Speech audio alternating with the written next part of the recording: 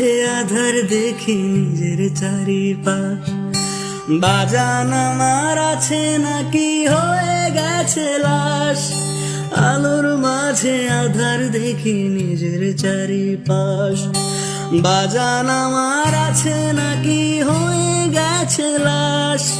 কখনো সে আমার সাথে এমন করেনি, লম্বা সময় কাছে থেকে দূরে সরেনি। কত সময় পেরিয়ে গেল ফিরে এলো না, ফোন করেও জানতে চাইনি কেমন আছি মা।